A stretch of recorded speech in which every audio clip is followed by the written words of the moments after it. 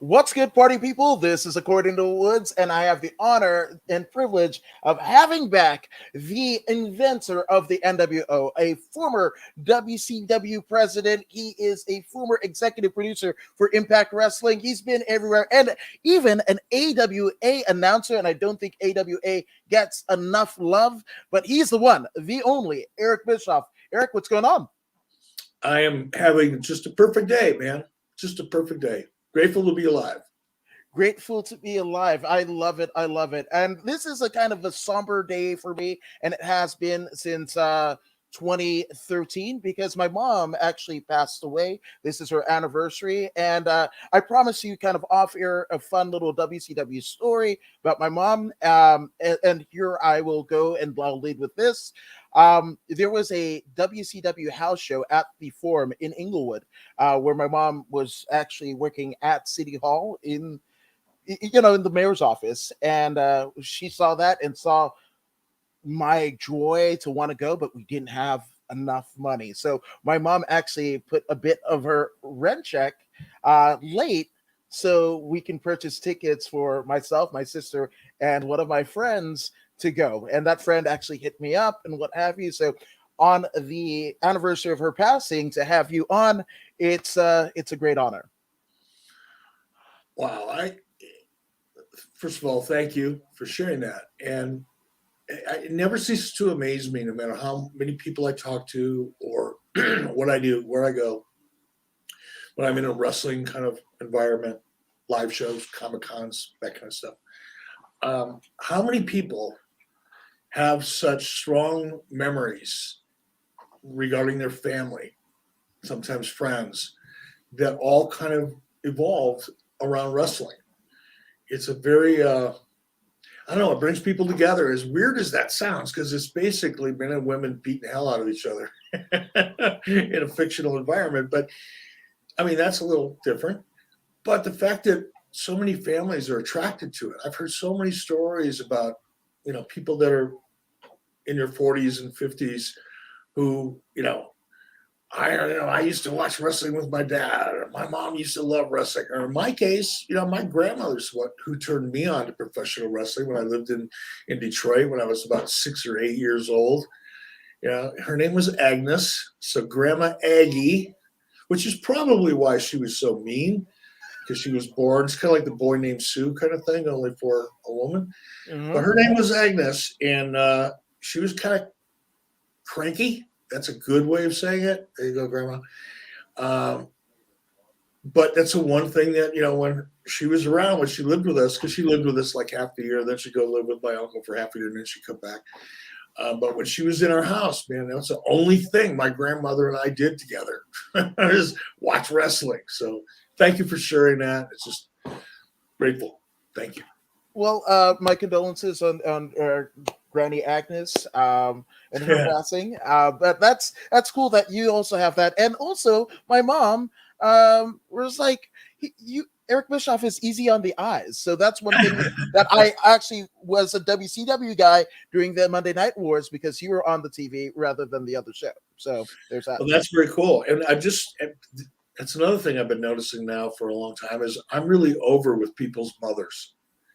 Now, that's probably always been the case to a degree, just being honest about it, because, look at me, right? Yeah. Pretty much.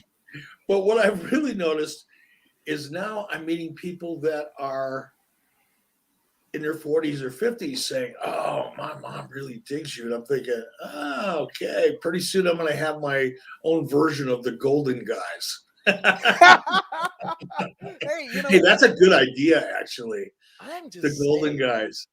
I think so. A bunch of ex-wrestlers and wrestling people, have three of them living together in an old folks home and see what happens. Well, oh my gosh! Now there's a Varganya troop and how that. I know. As I was saying it, I was hoping nobody would pick up on that, but I knew you would. I should have. Yeah, I'm the AW guy. You just proved it beyond any shadow of doubt. Now, Mick Mac, yes, he says, I thought Eric was cool until he buried cheese and pineapple. Look, evidently we've created something here, and it was probably Mick Mac that started it all, because he is the consummate shit disturber. And here I'm watching on my social media. I mean, there are people taking this shit really, like, seriously. Mm-hmm. It's like I told them they had an ugly child or something. Yeah. People are getting pissed. But I'm not moving. I'm not moving on this. You know, there was a Greek philosopher named Epicurious who, through his teachings, many people believe that the key to quality in life and in everything you do isn't necessarily quantity, it's the quality. And in the case of a good hamburger, if you've got a great ground beef product, not that horse shit that you get on sale at some big box retailer, I'm talking about really good quality ground beef. And by the way, if you hear somebody say, oh, that's corn-fed is not good quality ground beef. Cows were not built to consume corn. True. They were created to consume grasses, Mm-hmm. not corn. Mm-hmm. And all of that sugar in that corn, sure, it makes them fat, but it doesn't make them good. So there's a little education on ground beef, Micmac. Now, when you find a good quality, and I prefer organically grown grass-fed beef because then at least I know what I'm not getting, right? And no hormones, no steroids, none of that crap. I don't do that. But you get a good cut of meat off a cow like that, and you season it properly, you put it on a grill, and you cook it properly, you don't need to hide the flavor or the lack thereof by just piling a bunch of shit on it that isn't supposed to be there. That's why they do that. They do it to make it look bigger because most people go, oh, I'm really hungry. I want to eat whatever is the biggest. Not the best, but the biggest, right? So you get these grocery people that serve hamburgers, and they're giving you the lousiest, just, if you really knew what it was, you wouldn't eat it. But, and they know it tastes like shit or doesn't have any flavor, is more appropriate. So what do to give it flavor? They dump a bunch of shit on it, and you think you're getting a better deal because it's bigger. That's why people eat cheese and shit on their hamburgers, because they're so used to it, they don't know the difference. Oh, I mean, you're not wrong though, and sorry, vegans. Of course, I'm not wrong. No, you're not wrong. You're not wrong. And I'm in California, Southern California, where Disney. You go to Disneyland, buy a hamburger, and that shit has never been actual beef, and it has. For 25 years at the very least. So I'm just saying, but it's big as shit. You can Instagram it and whatever, but like again, hopefully it justifies the fucking $30 price tag along with it. Here's another thing. When you go into a McDonald's or you go into anywhere that serves burgers, right? You get your hamburger, and in the palms of your hands, piled underneath piles of tomatoes that don't taste like tomatoes and lettuce that tastes like lettuce because it doesn't have a flavor, it just has a texture, right? You're looking at a hamburger patty that is probably the result of over 100 different cows. Because when this stuff is processed the way it's processed, I encourage everybody to watch a documentary called Food Matters. Okay, you'll learn a thing or two. I did.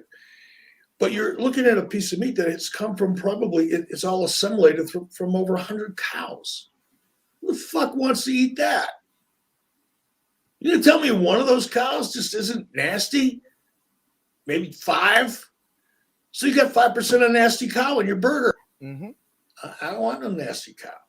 No. None of that. We don't want no nasty cow in here. No. Nasty cow. And Coach Rob says Coach Rob approved. He approves of everything that you said about burger, and meat consumption in general. So and by the way, I think we are the silent meat eaters. We're the silent burger lovers. Those of us who are willing to speak out against the tyranny that's been imposed upon us by big box grocery stores and fast food restaurants into thinking that just because it's fucking big and it has shit that looks like vegetables on it, that it actually tastes good, right? And now that I've spoken out vociferously, both on streaming platforms and digitally, all of a sudden, out of the woodwork comes all these people who agree with us, like Rob. It's empowering. Damn it. I love this. This is it. We're 10 minutes in, and we didn't even talk anything about wrestling. Again, this is what you bring to the table. I'm sorry to get you all fired up, but I mean, this is gold. This is absolute gold. And Rocky Nelson says, I grew up watching Don Owens Portland territory and then AWA, and then I found out there was more. That's an awesome kind of introduction to pro wrestling. Don Owens and then AWA. Good job, Rocky. So let me ask you. I remember when when it hit me in the face that wrestling isn't real. Like I always kind of went, even as a little kid, I lived in a neighborhood where you fought 3 times a day. Mm-hmm. I got beat up on my way to school. I got beat up at lunch when Bob Calise and Paul Donahue would find me in a bathroom and take the 35 cents my mother gave me that morning. And then I get beat up on my way home. So I know what it looks like to be in combat. Even as a young kid, I knew because I did it 3 times a day.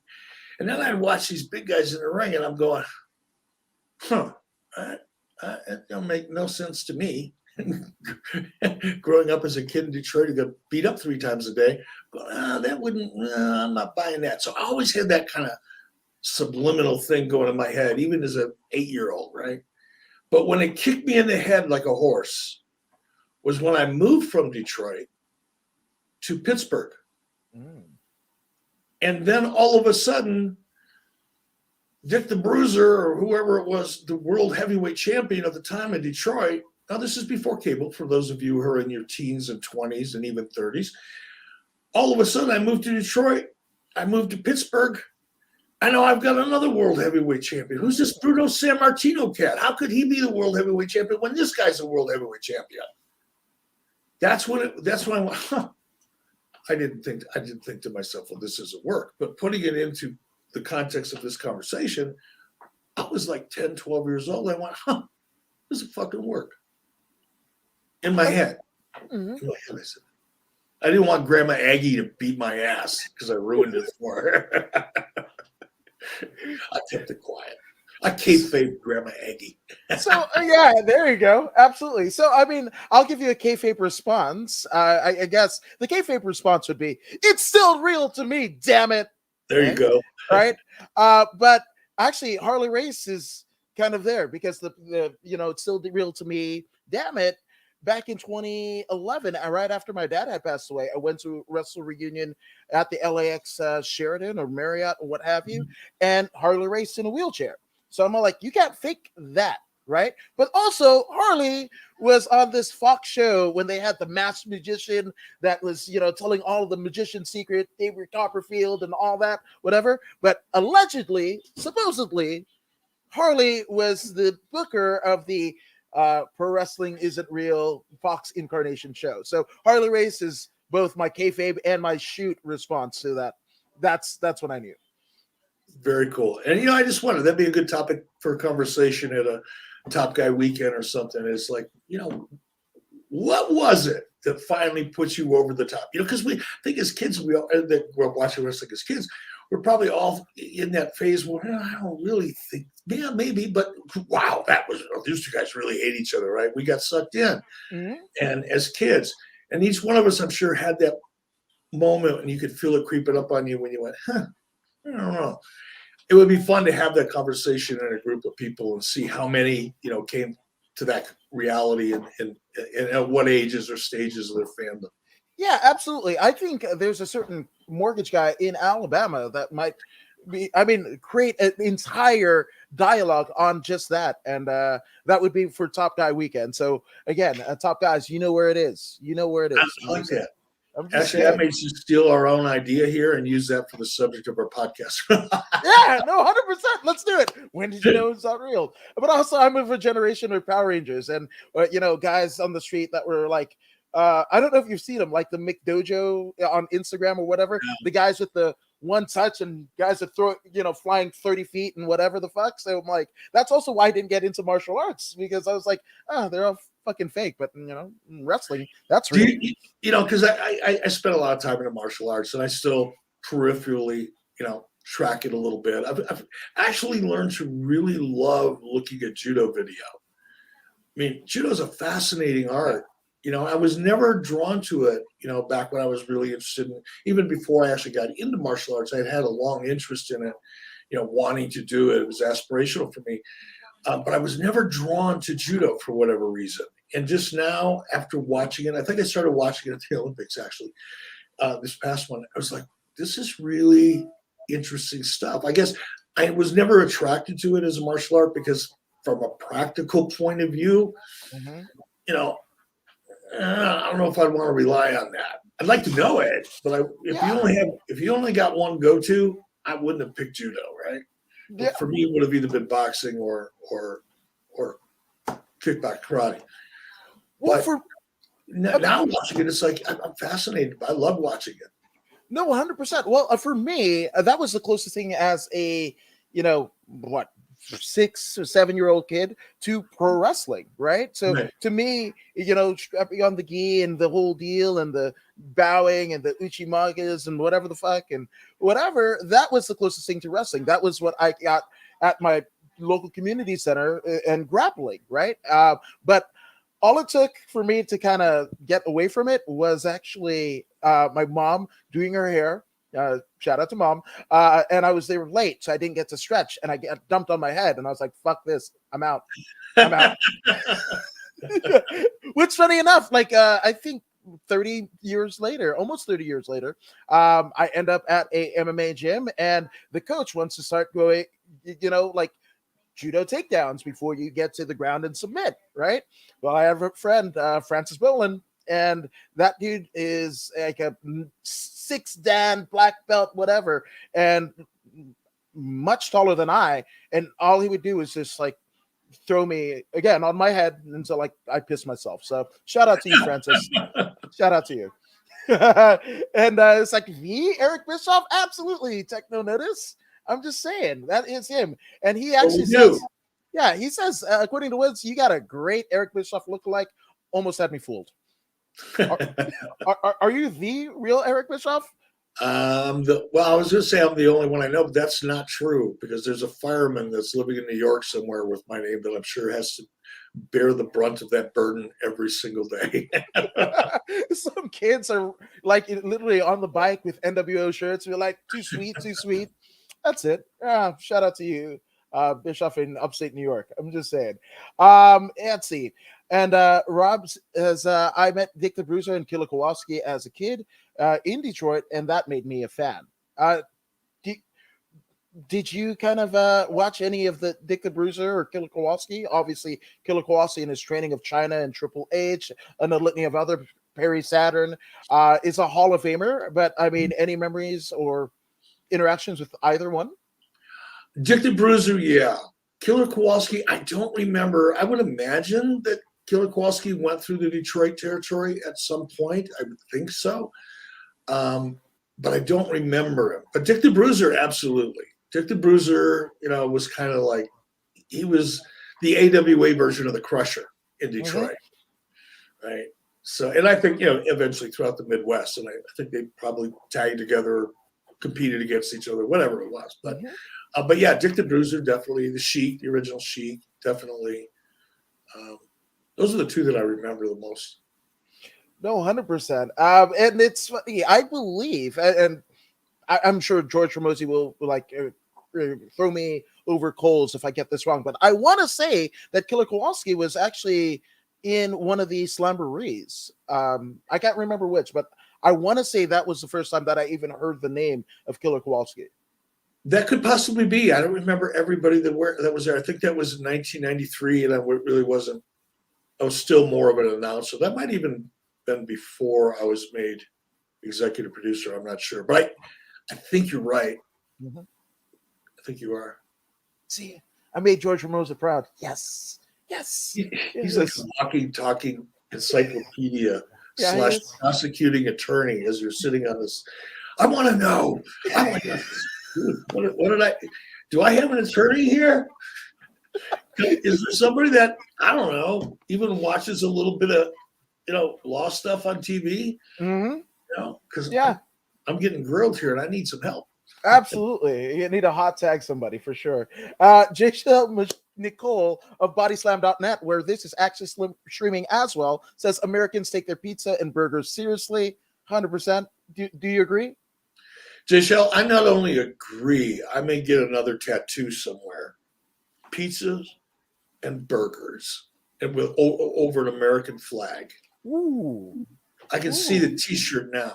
J. Shell, we could get rich. Yes. There you go. I'm just saying. So there's a what is it? It's going to be the top seller next to Box of Gimmicks and all of the stuff that the mortgage guy he creates, right? Yeah, you know what's interesting about pizzas too is, and I'm sure burgers as well, but pizza is probably, and pizza didn't really exist in this country until the early 50s, right? And even then it was mostly on the East Coast because of Italian families, coming into the East Coast and settling into New York and up and down the Eastern Seaboard there.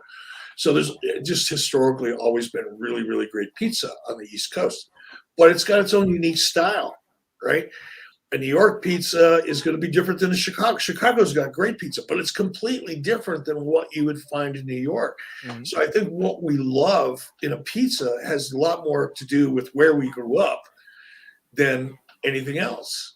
When I lived in Minnesota, the pizzas there, you go out for a pizza, they were so bland because people, in my experience, I know I'm generalizing, but it's my experience, generally don't like a lot of really spicy food. It's kind of a northern Midwestern thing because a lot of that culture were Norwegians and Germans and people from Britain that all kind of tended to move into that part of the country faster because of logging and all the things that were kind of inherent with what they did for a living before they moved here from wherever they moved here from. But food there is kind of bland. So the pizza was a good quality pizza, but it just didn't have the same fullness of flavor in the sauces. In particular, like I like, spiced Italian sausage. Spicier the better, because I like that robust assault on my taste buds. People in Minnesota don't like that. So I think a lot of our passion for pizza, and probably to a lesser degree burgers, says a lot more about where we grew up loving pizza than anything.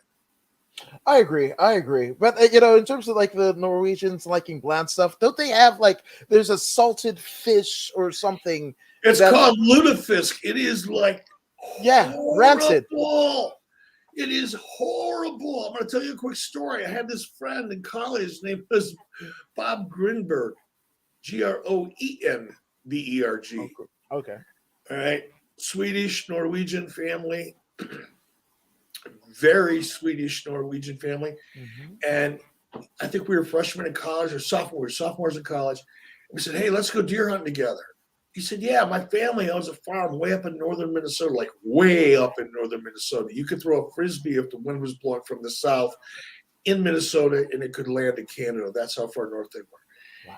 So I got all excited. They lived out in an old farmhouse, really traditional, Swedes, right? Food, the meatballs, all the stuff they made, because the night before opening a deer is like a big night, right, for people that do that stuff.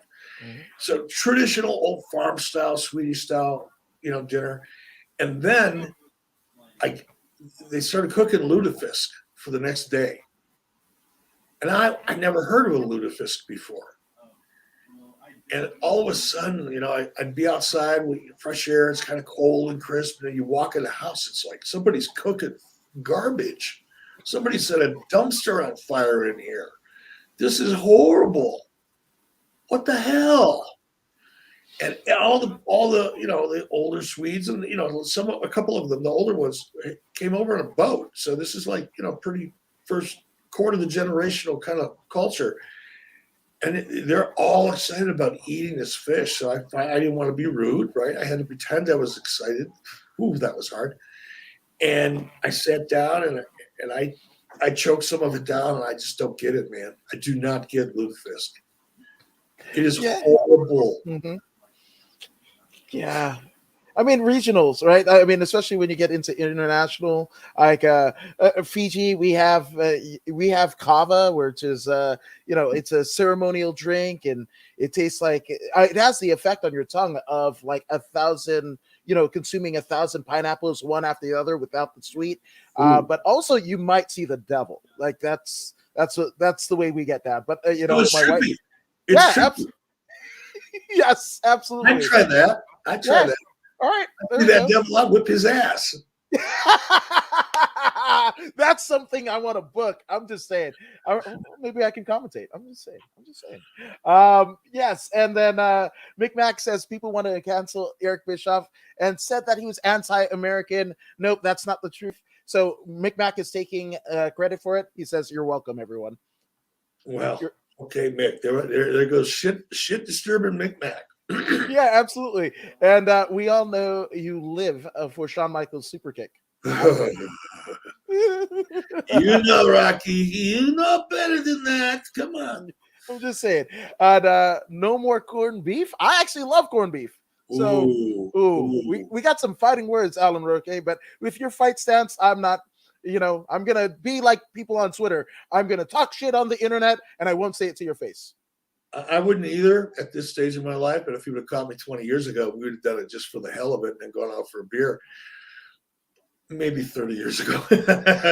but I like corned beef as well. I don't eat it very often. It's kind of a specialty for me.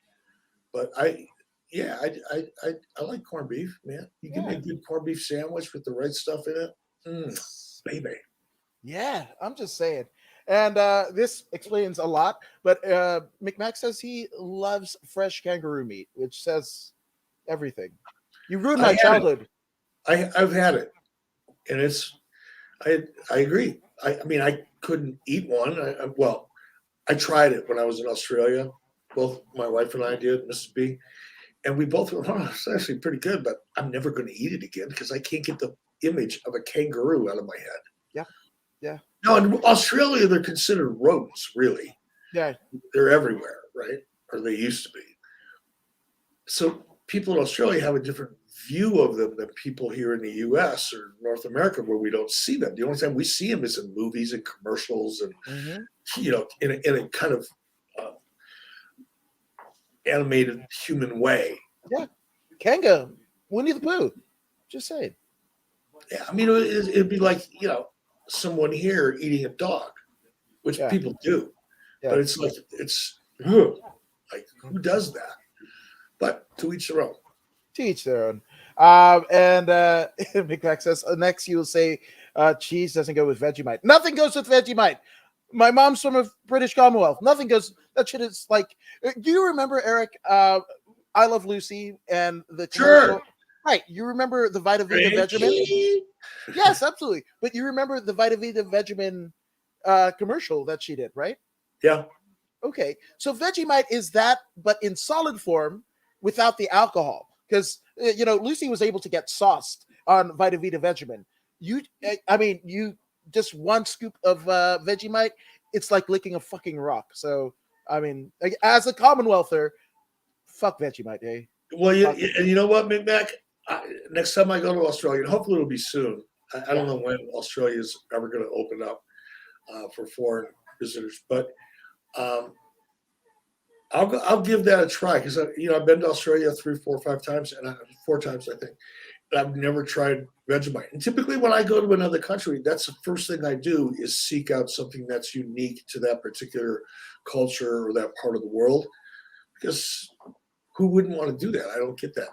That's the first thing that I do. And usually the more unique is, the more I'm drawn to it. But for whatever reason, I never touched a Vegemite sandwich. I always think of that song. Who's that? There was a Vegemite set. The Men at Work. Land Down Under. Come on. Yeah. Yes. Yeah. I didn't even know what a Vegemite sandwich was till that song came up. Wow. That's something. If you want to get a bunch of islanders, if you got a bunch of islanders in a room and you want to break bread, you put on that fucking song.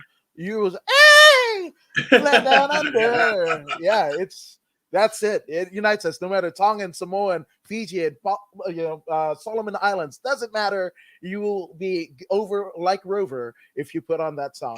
You saw it. Yeah, absolutely.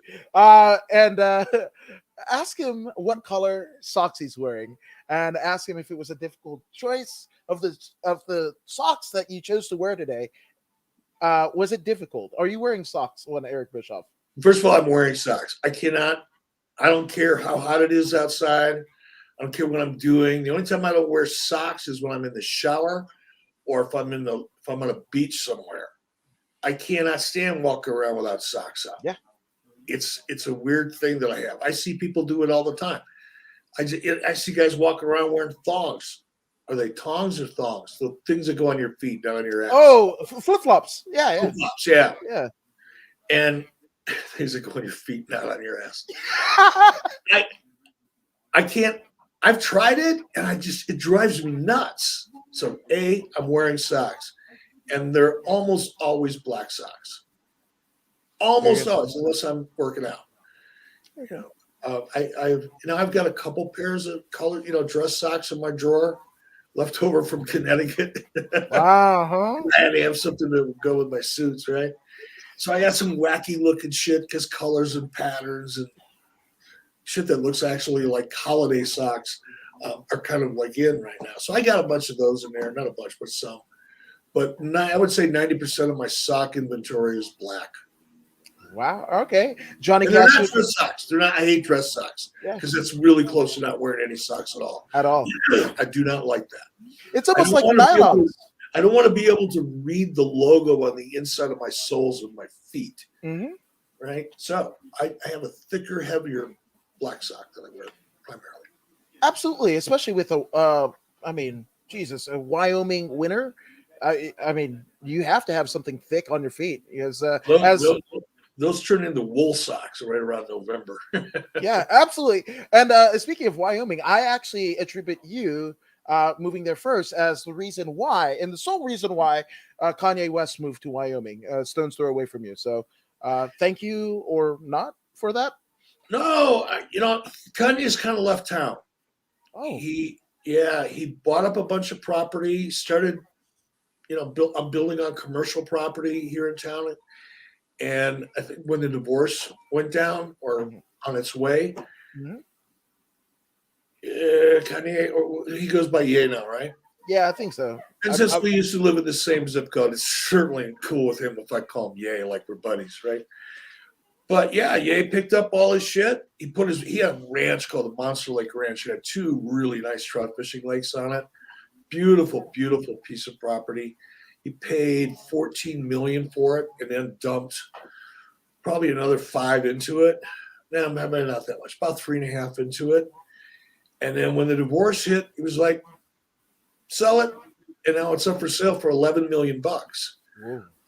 He just sold, you may have seen it on TMZ this week. He had a whole fleet of Ford F-150 Raptors that the staff on his property and a lot of the people that were running his business and all that. I don't know how many, 8 or 10 of them. And he found a local Ford dealership here in town to oversee an auction. And he auctioned all of them off. I think his was a 2018 that he sold for $90,000, which is about 50% more than it's worth. But hey, good for him. But he's selling all of his shit. Ye's no longer a neighbor. I was really disappointed to hear that. Oh, man. And you know what's cool?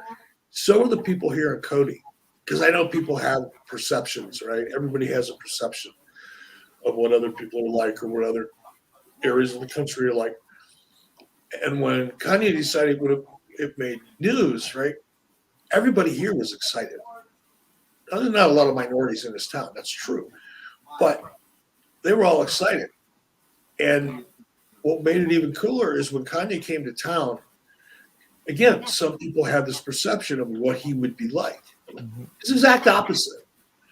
He would come in, sit down at the same restaurant everybody else goes to, didn't have it sectioned off, didn't bring his security or his entourage in, didn't expect any kind of different service. He was very polite, very cordial, and very respectful. And it's like this town fell in love with him.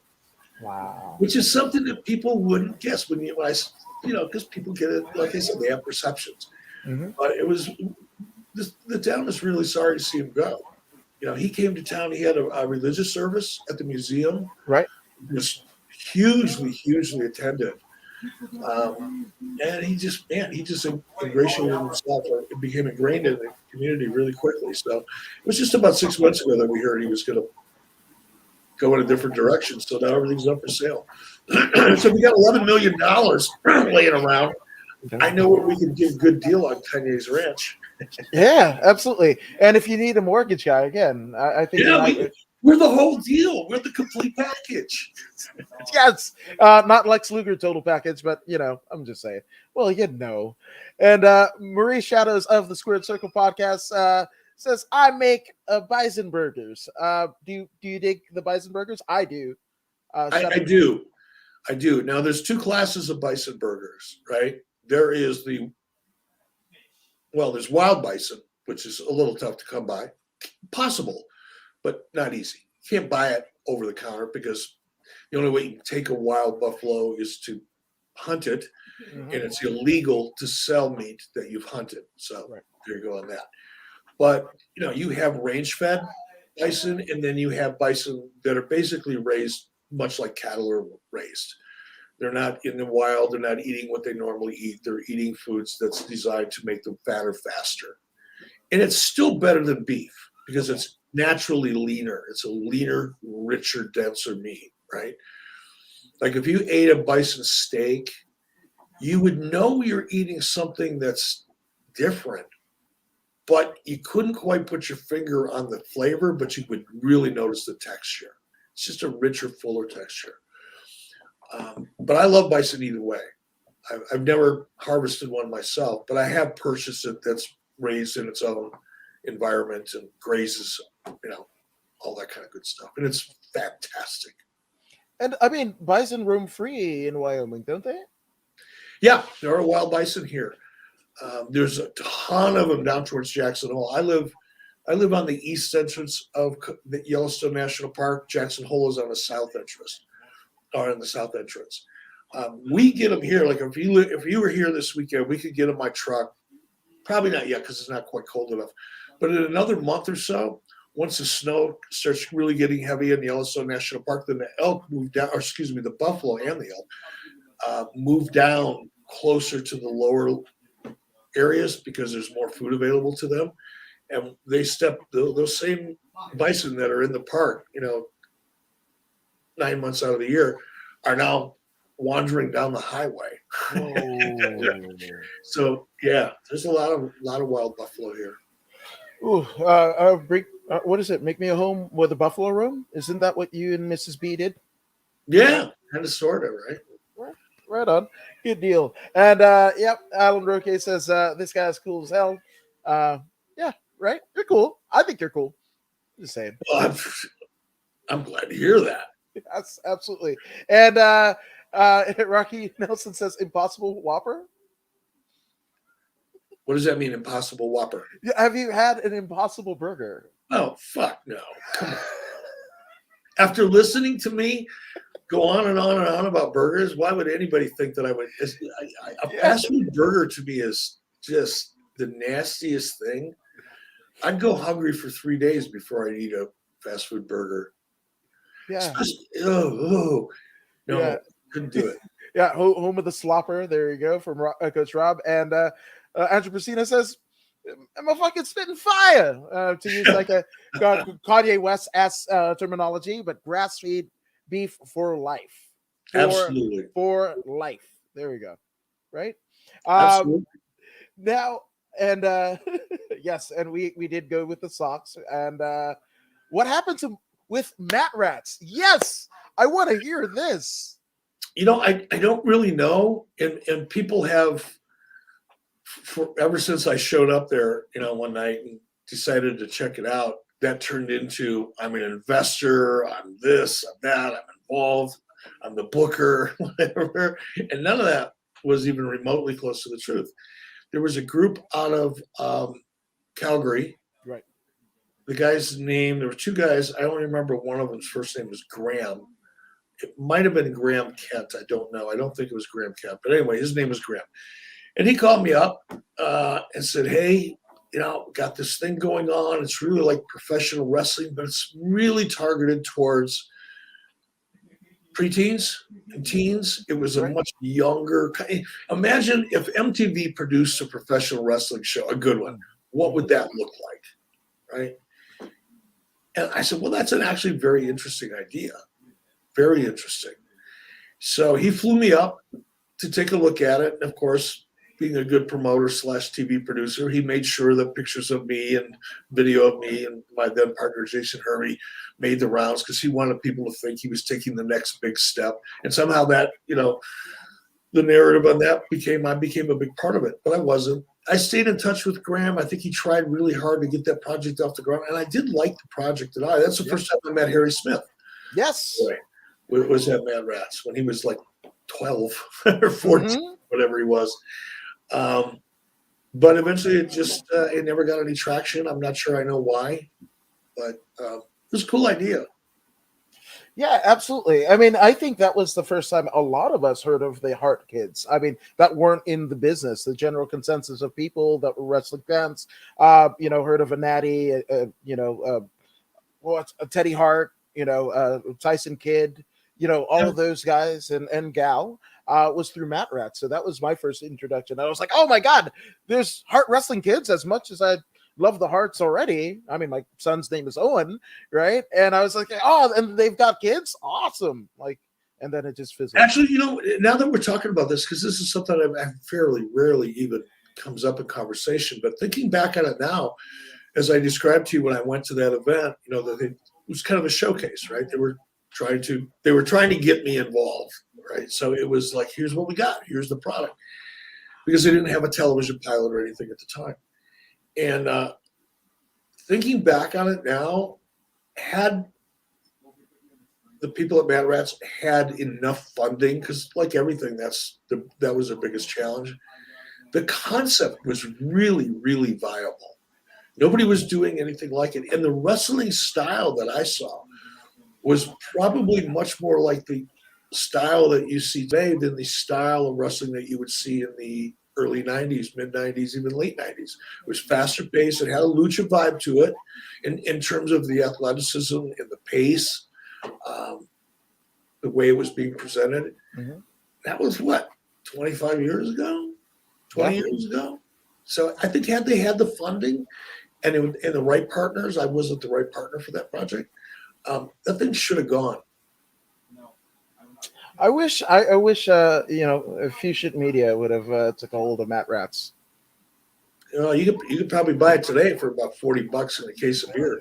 Yeah, there you go. I mean, I'm just saying that might be a nice little investment to make. Eddie Torres just hearts just about and bodyslam.net. Cassidy Haynes says, I got drunk with it. It's still real to me. Damn it, Dave, last week at WrestleCade. So it's still real to me, damn it, Dave? I think his first name is Dave. Yeah, I think his first name is Dave for sure. But in terms of what he's known for, it's still real to me, damn it. I can make a GIF of that and send it to my friends. It's real to me too. It's just real in a different way. Mm-hmm. Yeah, absolutely. I actually have a question. Now, in terms of the women's revolution, right? That gets a lot of love, and as well it should be, females wrestling. But I almost want to say, with the emergence of obviously one of a person that you love so dearly in Becky Lynch, but even the indies where you've got Renegade Wrestling out in Scotland, Glow, Shine, Shimmer, you, much like the cruiserweights, were the first to kind of realistically feature women's wrestling with obviously Medusa, Akira Hokuto, Bull Nakano. So what do you, do you think that you're getting left off of one of the pioneers for featuring women's wrestling on a national and international front? Do you think you kind of get left off in terms of your inclusion?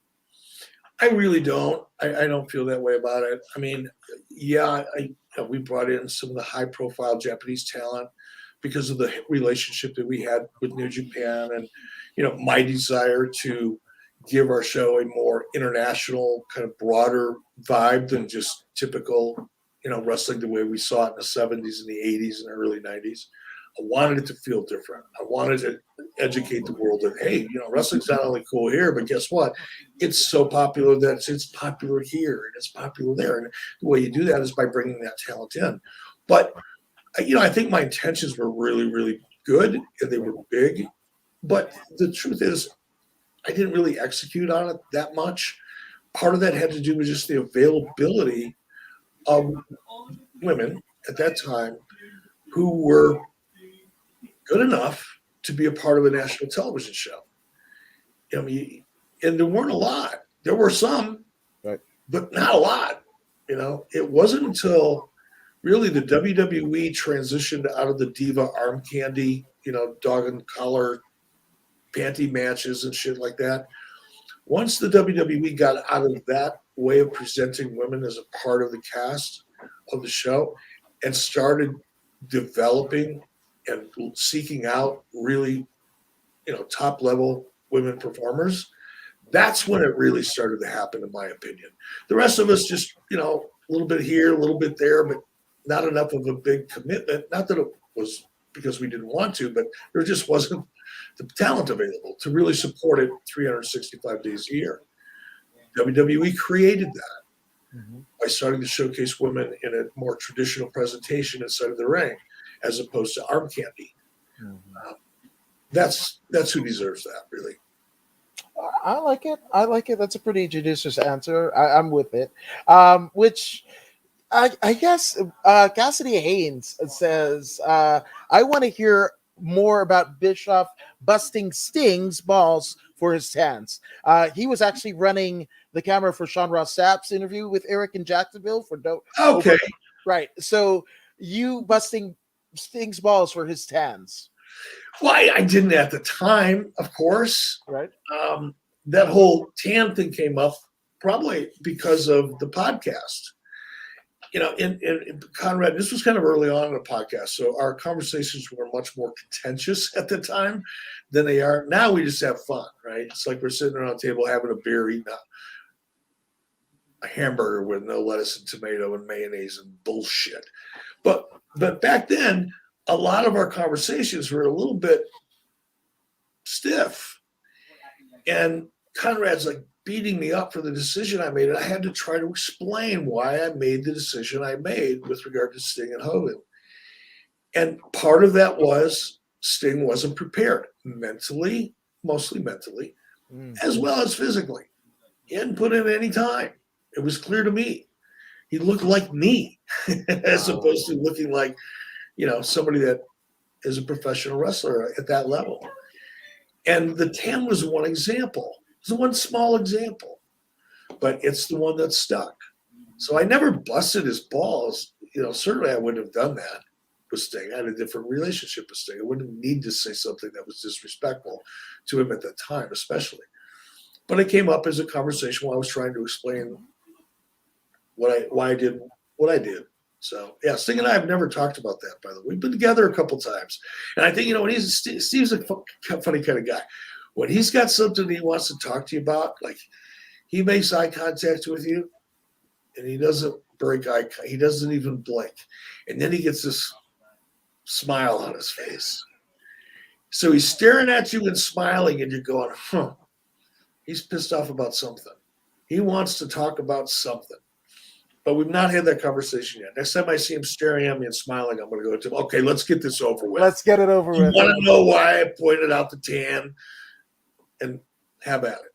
Absolutely. Which, for me, as a young wrestling fan that grew up primarily on the WWF, it was actually Sting versus the Great Muta in WCW when I was flipping channels and I saw that and I was like, oh, there's a whole new wrestling everything, here. And Sting, oh my gosh, two guys with face fame, but Sting, it was just surfer blonde Sting, Venice Beach, California.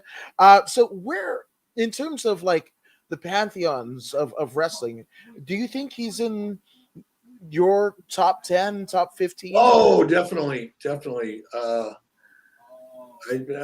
knocking on. We'd skip over the top 10, move right into the top 5. I like You it. know, and it's funny though. Sting is not. It's funny. You'll have a hard time finding anybody that's successful as a professional wrestler who isn't really inherently good at self promotion. Some people are really, really good at Yes. it. But being a good self promoter, whether you're on camera doing it to build, interest in a match or storyline, or whether you're on the outside kind of marketing yourself as your character, you've got to be pretty good at that. Sting is good at it. He just doesn't like it. You don't see him on social media much. I don't think would shock anybody to suggest that. Perhaps, I don't know this for a fact, but I doubt that he's even posting his own stuff. He's probably got somebody doing that for him, Yeah. That he trusts. But I don't know if that's true. I could be wrong. Right. And it's not a bad thing if he does. A lot of people do that. You just don't know. But he's kind of a quiet loner. And I think that's one of the reasons why he just goes out there and keeps doing what he's been doing for the last 30 years and doing it at a very high level. But he doesn't put himself over. He doesn't market himself. Well, that's salt of the earth, and I dig that, because there can be some inflated egos in entertainment, but specifically wrestling. Virgil tried to hit on my mom. Fuck that guy. Did I tell you? Have you and I talked here since I saw Virgil last? Yes, absolutely. After 83 weeks. But yeah. I kind of dig Virgil because I'm not sure if this is all just a work or if he's really as goofy as he comes off. I don't know. But he was so happy when I saw him. He came up, he had a smile from ear to ear. He brought a gift for me, a really nice gift, a photograph. And we just shot the shit. And he's just so, and I watched him because he was a couple tables down from me. I was watching him with the fans. Not great. He didn't get a lot. It was like him, Scott Hall, and myself, and a couple of the ladies that were with us. And, he didn't get a lot of traffic, but God, he had fun with those fans. And they had fun with him. It's like they're kind of buying into this version of Virgil that we see on social media. They're just having a blast with it. Oh, that meat sauce. Yeah, he comes up with the weirdest shit. It's funny though, right? It is. I mean, but again, it's a bit of drama. But, did I tell you the Virgil story? Yeah, and I know he hit on your mom, and I probably feel different about him if he hit on your mom. But I'm just looking at the guy today. Today is pretty cool. There we go. Okay. Maybe he might get an olive branch from me on social media, or I might be blocked. There's that. And NWA Bad Blood says, Adamus, man, I'm not a 20+ year veteran of the ring such as yourself, and I didn't create the NWO such as Eric, but I appreciate it nonetheless. And Yazbeat says, hey, Adam, I just wanted to say hello, and I have a question for your guests. How did the idea come up of bringing Lucha Libre into WCW? Well, much like the conversation we were having about women's wrestling, and, because there were a number of, really amazingly talented women wrestlers in Japan. There just wasn't as many here in the States. Right. So at that time, I wanted to, as I was suggesting earlier, make WCW and Nitro in particular feel like a more important show than our competition.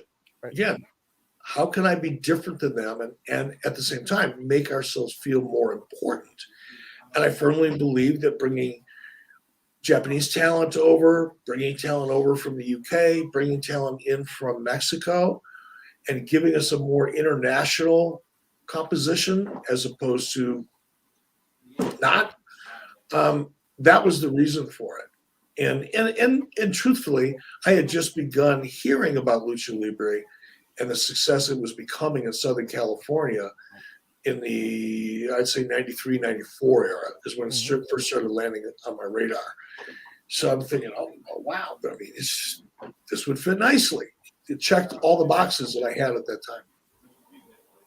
I like it. I mean, I love all types of wrestling, but my first exposure to both strong style, by way of, I mean, a lot of people that you brought over, the Ultimate Dragon, flanked by Sonny Ono, right? But then also the first time I saw Lucha Libre was on WCW TV. So thank you for kind of expanding my horizons and expectations of what I thought pro wrestling would and should be.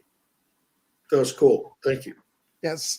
Speaking of Sonny Ono, NWA Bad Blood says Sonny Ono told him some funny stories about your trip to North Korea.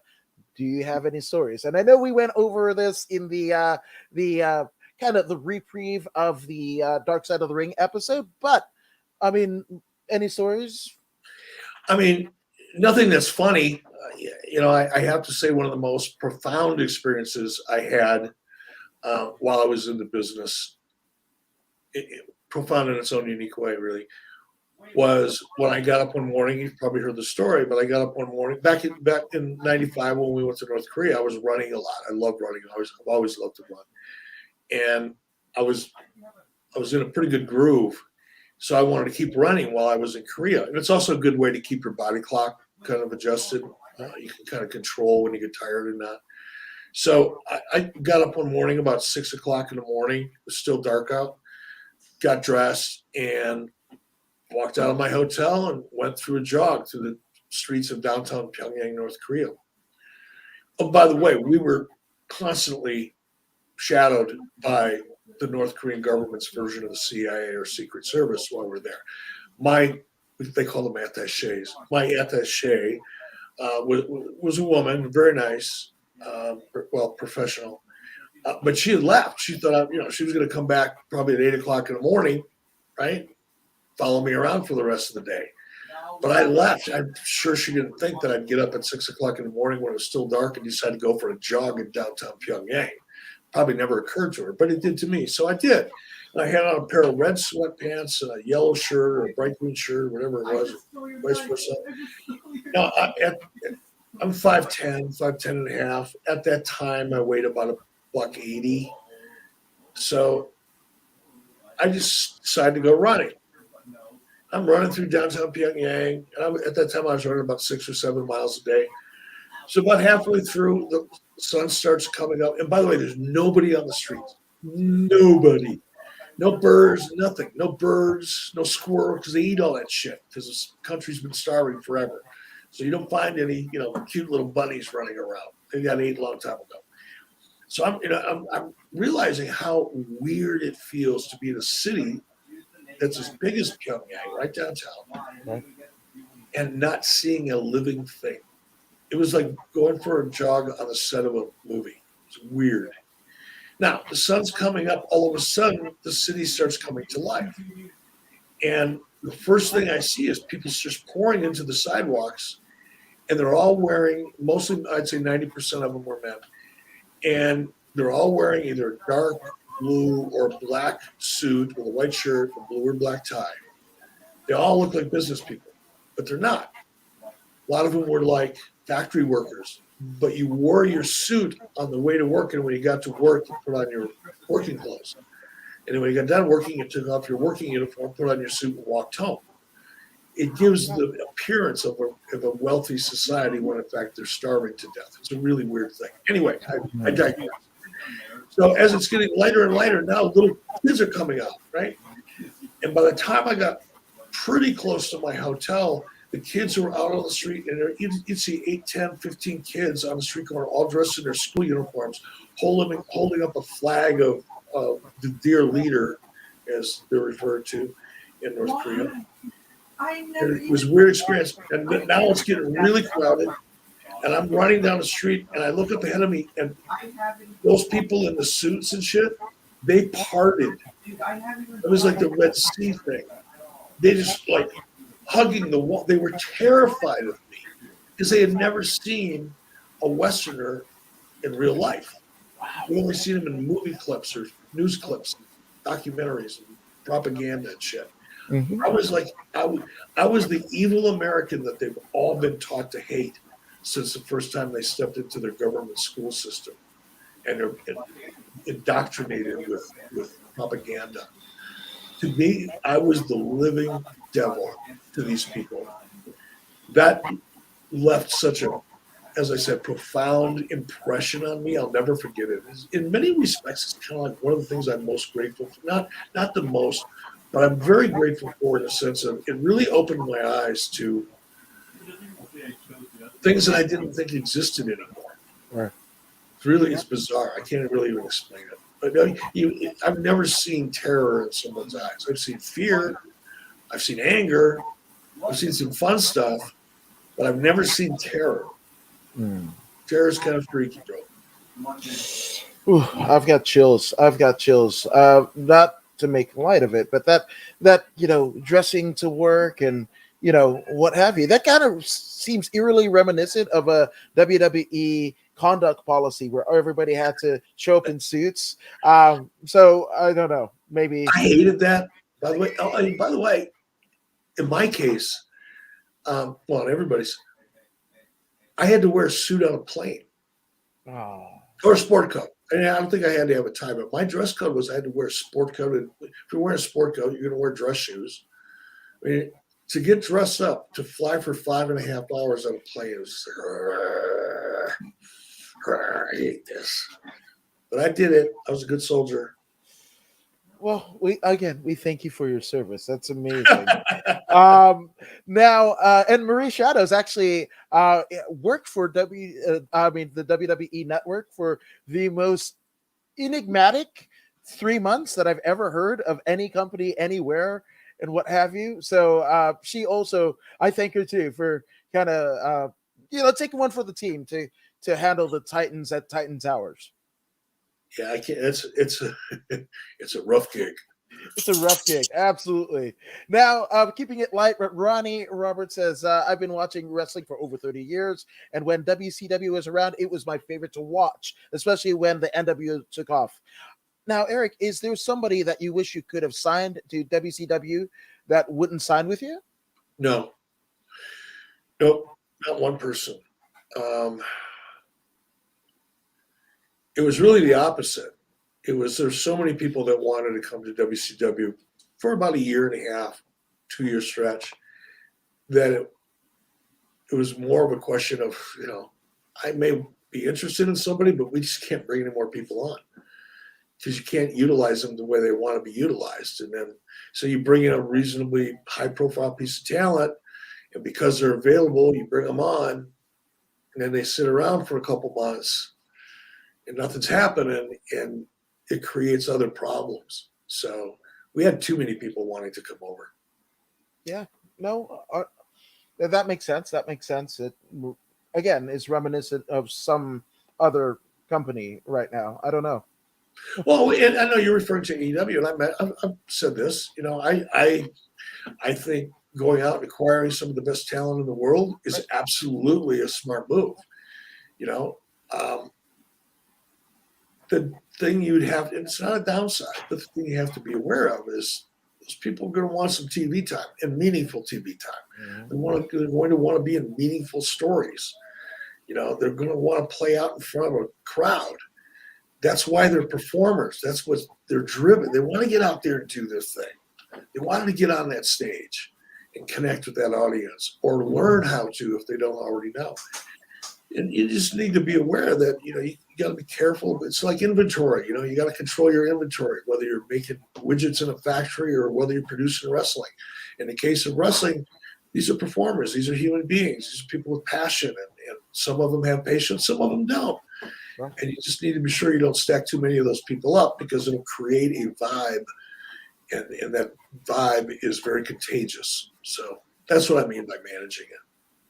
No, absolutely. And I agree. That's the catch-22 of, people saying, oh, you're hiring ex WWE talent or Ring of Honor talent, whatever. But I mean, if these are world-class competitors, and for us, there was a generation of talent that almost missed The Rock and Austin when they left to Hollywood and, took the ball, went home respectively. And they didn't get the tutelage of, a lot of veterans. Now you have AEW that are gearing up to kind of groom their own stars, but then also they have, imagine if you're Darby Allin, you can go to Sting, Dean Malenko, Arn Anderson, Tully Blanchard. Like, and get kind of like new eyes on a particular situation. So, man, right on, right on. Okay, there we go. I'm So sorry. I thought that was a statement, not a question. I'm sorry. yeah, no, absolutely. And Jay Nicole says, let's do it with the Burger Pizza flag tattoo T-shirt. Pro Wrestling Tees would love it. So there we go. We'll get on. McMac, I know you're listening. You need to hit me with a couple tweets on that, and let's see if we can make this happen. I can see the logo in my head. Okay. Well, did you see the edit that McMac made of you? I've seen a couple. Okay. Well, I don't respond to them because I don't want to encourage bad behavior. Yeah. So there's that, but no, I think it could be an awesome design. But in terms of McMac's edit, it was a bunch of us. It was George Ramosa in a 80s rock, kind of ensemble. Then it was me doing me stuff and Christy. But there would be alternating shots of you looking like, in some shots you look like Santa Claus because you had long hair and the whole beard deal, and then Kenny Rogers. So there you go. No, I haven't seen that one yet, but Mick is very artistic, and I'll take a look at that. I did see the one that he posted the other day of me with really long hair, big old scraggly beard. I kind of looked like a cross between, who was the guy that played the dude? Oh yes, Jeff Bridges. Yeah, I looked it was a cross between Jeff Bridges and Forrest Gump. And when he was in his running. Yeah, absolutely. Yeah. So I did show that to my wife, and I jokingly said, "Hey, I don't know if this is that. This might be a good idea. This could be a good look because I like to change my look up every once in a while." And she looked at me and said, "Not if you ever want to have sex with me again." Yep. I'm just kidding, honey. I'm just kidding. Yeah, absolutely. That's a wash. I'm just saying. Speaking of estuaries and stuff like that, Marcos Martinez says, "Greetings, Adam. Can Eric tell us about fly fishing? I've never been. And do you have any tips?" I don't really. My only tip would be, if you've never been fly fishing before and you have an interest in it, find somebody who's really good at it. If you live in an area where there's a trout fishing guide service, for example, and trout fishing isn't available everywhere. Some states it's easy, you have easier access than others. But whatever kind of fly fishing you want to do, whether it's trout fishing or even on a lake, go find somebody that's really good at it, because I think fly fishing is a little bit like golf in that it's body positioning, it's the way you hold your wrists the right way versus the wrong way. It's the rhythm that you need to have. That's the technical part of it. And then the actual fishing part of it is learning, the types of flies that you should be using given the types of conditions that you're in, or the what time of year it is. What kind of a flow are you looking for if you're river fishing, or what kind of depths are you looking for if you're in a lake? There's just a lot of nuance and stuff to learn, and you're not going to pick it up, learning it on the job, so to speak. So invest a couple $100, find a really good coach to take you out just once or twice. That's all you need, is once or twice, and then build upon that. Read about it and watch videos. That's my tip. There you go. I like it. It's a weird one, but Rocky Nelson says, "What is the scariest thing a fan has ever done to you?" I had a Seth Rollins type incident. Mine turned out a lot better than his did, though. I saw the guy coming. I didn't do a thing. I never laid a hand on him. I saw him coming. He jumped at me. It was like in a scene in a movie. I just ducked down. He went right over the top of me. And I think it was Scott Norton and half a dozen other guys got a hold of him. I never touched him. I literally, unless he touched my back as he was getting flipped over me. And it wasn't like I didn't do anything. It wasn't like any kind of a defensive maneuver. I just ducked. He went right over the top of me because the timing was right. He was in midair as I was ducking. And then I think there's video of it out there somewhere. I've seen it recently on the WWE network. But Scott Norton got a hold of him first. Can you imagine that? Ooh, Scott Norton? Hell no. I'd rather play across the 405 in traffic. Like that's no, I don't want to. No, Scott Norton, no. No, no. Yeah. And of course, at that time, it's like, oh, open season. Mm-hmm. This is like free for all Friday. Yay! Let's get them, guys. But I don't think he laid a hand on me or body part on me. That's the only time. The other one that happened, I guess it didn't happen to me necessarily, but I was making an entrance. We're somewhere in New York, I think, or New Jersey. I think we're in New Jersey. And this is NWO's hot. This is probably late 97 or so, maybe early 98. People are still really amped up about it. Probably 97. And I don't remember the venue. It might have been Continental Arena. It was a big arena. And we have our NWO entrance. It was just Hulk and I at the time. I come out and I'm doing the thing, and I turn around and I'm doing this thing, and I turned around again. I did this thing. And as I'm standing there, I see this thing coming at me from my peripheral vision, from way up here. And we had just stopped, and I looked up, and it was a full bottle of beer, still had the cap on it. And it came from way up high, so it had some steam on it. And it went right by my face, maybe a foot and a half in front of me, and then splashed on the concrete floor. And I thought to myself, you know what? This shit's getting a little dangerous out here. Yeah. If that would have hit either Hulk or I in the head, or worse, a fan, somebody in the crew, I would have felt horrible about that. And that's the scariest kind of physical thing that ever happened. That makes sense. And as somebody that was on the board and, had a say or more than a say in WCW's dealings, that's kind of a horrid situation because, again, if a crew gets hurt, there's probably going to be a lawsuit or some, time off the road at the very least. And that person is just not in good shape. So that's never fun. Yeah, no, it was scary. It was not so much I wasn't worried about litigation would have happened had somebody gotten hit and hurt, as it should have. Right, absolutely. But just the idea that it could happen. Because up to that point, people throw garbage. I got hit with, the worst one I ever got hit with was tobacco spit. I'm up in the ring. I'm in the middle of a promo. But by the time people start throwing garbage in the ring, secretly in my mind, I'm counting money, right? We got so much heat. This is great. But I'm in the ring with somebody, and I get hit in the head, right? Like on this part of my head, almost in the face, but still up in my hair. And I was, Coke, whatever, Sprite, whatever. And then after about, 20 seconds, I'm going, oh, somebody hit me. They were sitting there watching wrestling, spitting their chew in a styrofoam cup and threw it and hit me in the head with it. Freaking nasty. Yeah. Oh.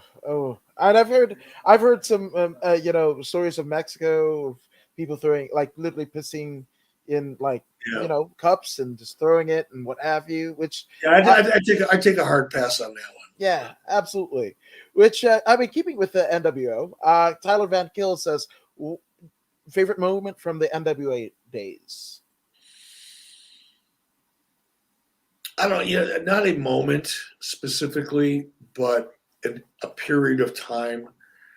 I think late 96, a couple of months after we, created the NWO, everything changed so quickly. Mm-hmm. In a great way that I didn't appreciate it as much at the time as I wished I would have, because at the time, you're doing it, you're in the middle of it, you're kind of on a treadmill, you're living day to day and week to week. And at least for me, when I'm living like that and on that kind of a roll, taking time to appreciate things isn't high on the list, right? You're just doing it. But man, that was a fun time. That I would say 30 or 60 days after we launched the NWO, that's because it was also new. It was like, holy shit, this is really working great. Mm-hmm. And that was the first time I had ever experienced success in wrestling. When I broke into wrestling for Vergani and the AWA, the was on its way down. They were already down. They were the patient that, The doctor says you might want to consider, pulling that plug because there's no way the patient's going to get any better, and you're kind of torturing it in a way. That was AWA when I got hired. And then I went to WCW, and WCW wasn't successful when I got hired. Right. So I had never really experienced what anybody would consider success in the business until I launched Nitro. And it started before the NWO. It started in 95. We were competitive with WWE immediately. And so there was a sense of, okay, well, at least we're not embarrassing ourselves every week. But man, right after NWO hit, those first 2, 3, 4 months were really exciting because that was like the first time I had ever experienced success in wrestling. Well, kudos. And now, you've got probably, kids in elementary school now that are wearing NWO shirts, and you know who you are. And heck, I mean, even John Cena in the COVID era WrestleMania, he rocked a NWO shirt. I mean, did you dig that? Yeah, I did. Bruce Pritchard called me because Bruce knows me pretty well. He said he texted me. He didn't call me. He said, "Hey, dude, you got to watch WrestleMania." So I think there's something there you're gonna like. I was like, Bruce, I don't know, man. I got friends coming over. This is going on. Eric, watch WrestleMania. What? Okay, I'm going to watch WrestleMania. I could tell that time he was telling me to watch it, and I did. It was great. The whole scene was great. Everything associated with that moment, I thought was executed flawlessly. No, absolutely, and that was one of the last times that we saw, a great in John Cena, in the ring in the WWE before he makes his ascension to Hollywood, which he's doing great now. So it's cool that he, one of the lasting impressions or the last impressions that he made on the WWE universe was rocking an NWO shirt. I had to get the kid over. Yeah, exactly. I think so. I agree. Now, I have a couple of questions because I'm a huge Misfits fan, right? And Danzig fan, and a huge Kiss fan. And they are huge wrestling fans, right? The bands and what have you. Whose idea was to bring in the Misfits to work with Vampiro, or, Kiss to kind of work with Dale Torborg or the Kiss Demon? Kiss was my idea. That one was mine. But there was an effort to try to find different ways of tying in to pop culture within our demo. So, we're 18 to 34, 18 to 49-year-old males was our demo, right? But I wanted to attract audiences in those respective demos that weren't necessarily wrestling fans. That's how you convert people, right? You either show up every Sunday and you preach to your choir, or you find a way to reach out to the community and build a bigger congregation. We were preaching quite well to our choir, but I wanted to expand it. I wanted it to be a more diverse audience as opposed to just wrestling fans. So there was obviously Kiss, Misfits, as you pointed out, Insane Clown Posse, Master P. Right. There was a lot of different, and even those are diverse kind of segments of those demos, right? So that's where it started from. As far as the Misfits, I don't know who identified Misfits to be the correct, fit there. I don't remember, and I only remember Kiss because I initiated it. Yeah, there we go. Were you a Kiss fan, or are you a Kiss fan? No, I wasn't at all. Really? No, when Kiss was at its peak, I was more of a classic rock. Well, at the time, it wasn't called classic rock, but I guess it was. But I was more of the. I kind of have 3 eras of music in my life. Growing up as a kid, it was all Motown. Smokey Robinson and Miracles, Temptations, Gladys Knight and Pips. That was the music of my childhood. When I moved from Detroit, and part of this is as you get older, your taste change too. But by the time I got to Pittsburgh, now I'm in I think I turned 13 in Pittsburgh. I'm in Pittsburgh for a couple of years, and now I'm more of a classic rock guy. got out of Pittsburgh and I spent a little time in the country genre. For whatever reason, I just like country music for a long stretch. Wow. And now I'm kind of all over the map. There was a period of my time where I was really into classical music, which I don't even know why. Well, I do know why. I used to have my own airplane, and I would fly cross country a lot. I loved flying, and I had a stereo in my plane. So once you get up there high enough and you're on a long stretch, you're not anywhere near your landing destination, I would like turn on the music and set up my autopilot so the plane's basically flying itself. I'd hit my stereo and I was piping in classical music in my headsets while I'm cruising above the clouds, and it was a really cool vibe.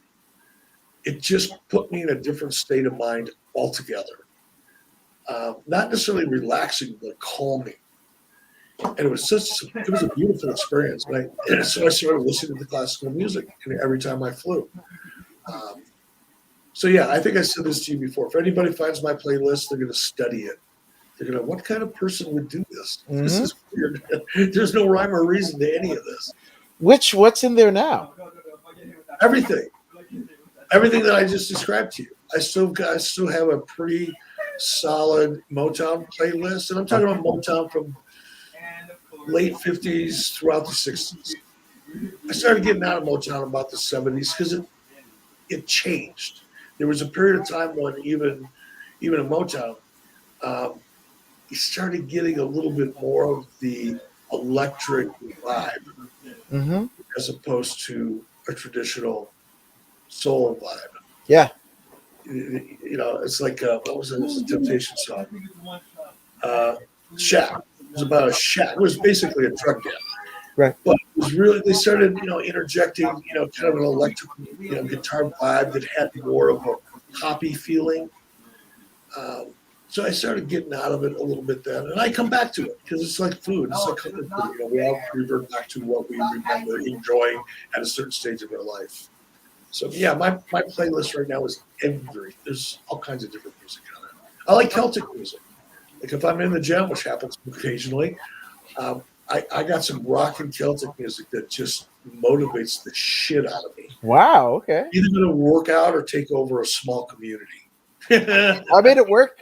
It worked for the Irish. I'm just saying, And Cassidy giving us a little bit of context. He said Vampiro told us about the Misfits idea in the interview that we did with him.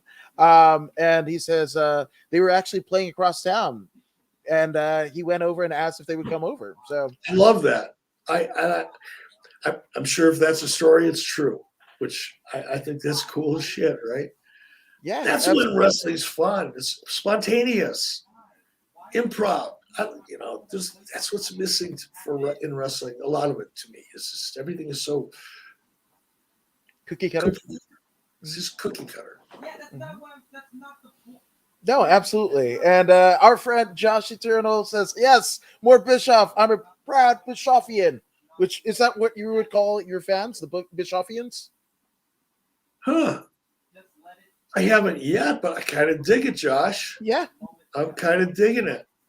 Oh, what's that? That's like 2 Pro Wrestling T-shirts exclusives that we got on this show, right? Yeah. We're capitalists here. We're creating opportunity and wealth. I love that. Absolutely. And yeah, absolutely. I dig it. Josh actually has a question, and he's like, Eric, I have always noticed a big difference between your promos in WCW and your WWE promos. Your WCW promos had a slow burn feel, while your WWE ones were very fast paced. So did you make the decision to speed up your promos in the WWE?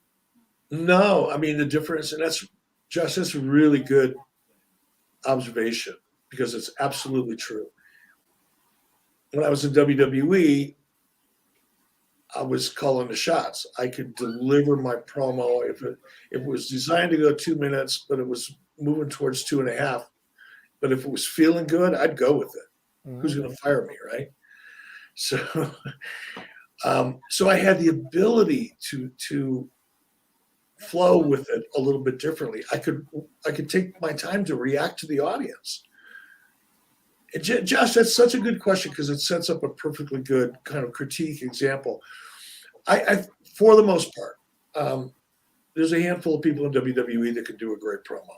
Actually, there's probably a lot more people that can do a great promo. We just never get to see it because those promos are so scripted, not necessarily in the talent's voice all the time, but in the writer's voice or in Vince's voice. Therefore, they don't feel natural. And there's a time limit on it. You know, if when you're in WWE, if you're walking out the door and you're told you got 2 minutes for this promo, you better not come in at 2 minutes and 45 seconds or you're going to have heat because that show is timed. It's a live show and it's time. Your extra 35 or 45 seconds now has to come out of a match. Okay, where does it come out? How do we communicate that to the talent? You know, it's a chain reaction. But in WWE, we didn't have that. We were more improvisational. And we had to adjust in other ways. We had to shorten matches up. Sometimes we'd eliminate something. We'd drop an interview here because it really wasn't that important to the show, but that's a really good promo. You're kind of shifting on the fly as you're flying. That was redundant. But that's the difference. In WWE, the words are written for you, and you have a lot of time, and you're a complete idiot if you take more than that. And that's the difference. And it comes off. People feel it at home. The difference between something that feels real or organic and something that feels overly scripted. No, 100%. And check out the Slim Dusty song called Dunkin' and Pub with No Beer. That's his recommendation. Okay. That's a frightening thought. I'm not sure I'll listen to the song just because it's a scary thought. Yeah, absolutely. Oh, you haven't heard the Bloodhound Gang. There's a whole genre of like they have a song called Foxtrot Unicorn Charlie Kilo. If you get, you know, it's all references. I used to be a pilot. Everybody speaks in that kind of military alphabet speak. Yeah, absolutely. So that's a fun one. And one of the other differences, right? One of the things that I loved about WCW is how the ring sounded, and I actually missed that. So, I mean, was that? Do you know, or were you involved with, you know, the audio presentation? What we heard at home? To some degree, yes. I don't recall ever having a conversation with anybody about the sound of the ring, because there was nothing wrong with the sound of the ring. It wasn't something that we felt needed to be addressed. But I think the reason that you noticed that had a lot more to do with the ring construction than it had to do with any effort to modulate the sound in the ring or control that. Our rings were just built differently, and therefore they had a different sound to them. But I don't recall ever. You know, I had input like in music mix and levels, and you know, sometimes we modified the crowd reactions to things. You know, even sometimes we wanted the crowd to sound bigger, and it's very, very incremental. It becomes too noticeable. But or if they're chanting something we didn't necessarily want to be on live television, that type of thing. But in terms of the ambiance, I don't recall ever having any of those conversations. No, it's for me, just the presentation. It was like WCW where the big boys play, and that promo of the WCW and a guy crushing with his fist and what have you, and then the sound of the ring. To me, I was like, oh, these are the bad motherfuckers here. Like, yeah, I'll go back and try to notice that. Because I think the WCW ring had more give to it. WCW or the WWE ring is known for being kind of a stiff ring. Yeah, hurt more. And our rings were a little smaller too, but that wouldn't have affected the sound. Ours were 18 by 18. WWE's were 20 by 20. 20. Yeah, absolutely. And Josh says, Eric, what indie wrestler who never made it to the WWE or WCW would you say that you learned from the most? Do you have one? No, because I never really followed the indie thing until the last few years. Mm-hmm. Now I do it just because I like the vibe of it. Not sometimes I don't. I mean, there's some really horrible shit out there, but some of it, I get the same vibe when I'm backstage because they're all young people. They're all aspirational. They're all aspiring to take that next step, and it's the newness of it, and it's like a newfound love, right?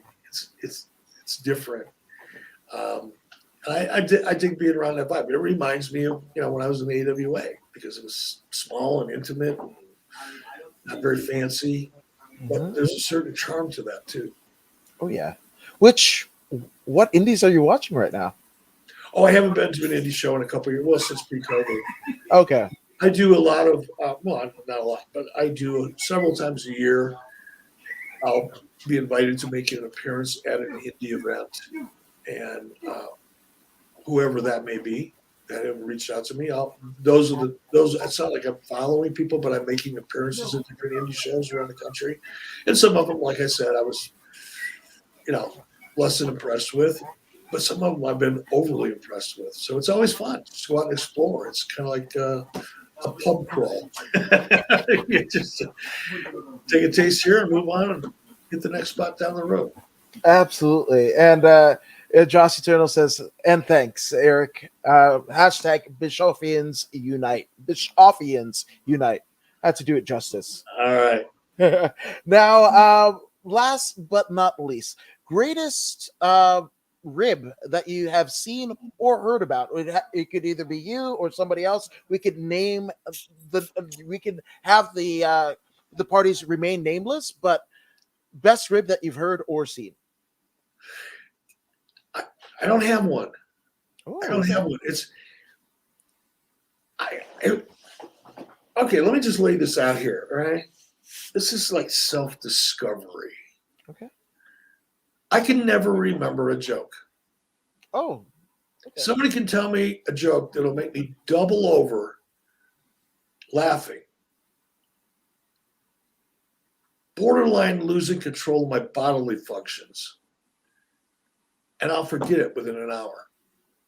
Why is that? I think it's because you're handling a lot of shit. I don't know, man, but it's like I've heard so many funny ribs over the years, so many of them, hundreds of them. And I double over and I laugh, but I don't remember them. I can't even lie about it. I don't even remember enough to kind of add some of my own detail and flavor. I just don't remember. The same way I don't remember jokes, no matter how funny they are. I don't know why that is. Self-preservation. Maybe deep down inside, I know if I start ribbing people, they're going to rib me back, and I'd rather not deal with it. Yeah. I don't know, but I don't have one. I'm sure there are funny ones out there. There's a lot of gross ones out there. We've all heard those. I don't even like talking about those. But I like, a real funny rib. That's, under the right situations, those are fun. They can be team building moments as long as they don't go too far. Yeah, absolutely. Once you start shaving off people's eyebrows and what have you, it's not cool. And also, for over 83 weeks, you were a president of a company. You were the boss. So you go ahead and rib you. Bye-bye. Yeah, nobody ever did. And I can say that now because, back then, if I would have come out and said, like at 98 or 99, I'm the president of this company, nobody's going to rip me. Guess what? Yeah. Guess what? Right. Which Justin Vick says, don't feel bad, Eric. I forget movie spoilers and song lyrics and names of my family even. So don't feel bad. Yeah, and now I just blame it on old age. So I don't feel bad about it. I blame mine on COVID. It helps me a bit. So, yay. There you go. But Eric, you have been great. You guys here have been awesome. Thank you guys for doing this. Thank you for joining us. And to get more of Eric, adfreeshows.com is where you go to get everything. All the social medias are right down below in the description. So I linked it. I kind of learned a thing or two from one Steve Kaufman. So, bam. He's a wizard. Yes, he is. He might even have a hat to boot. So there you go. But thank you guys for joining us. If you haven't already done so, go ahead and like, share, and subscribe to the According to Woods podcast on Facebook, YouTube, Twitch, and even Twitter. Eric, you're subscribed, right? Yes. I'm going to subscribe. Dang right. So go ahead and be like the one and only legendary Eric Bischoff and subscribe to the According to Woods podcast. But if you don't believe me or Eric Bischoff, and I don't know why you wouldn't, here's Pro Wrestler Zeta Zhang. Hey, this is Zeta Zhang.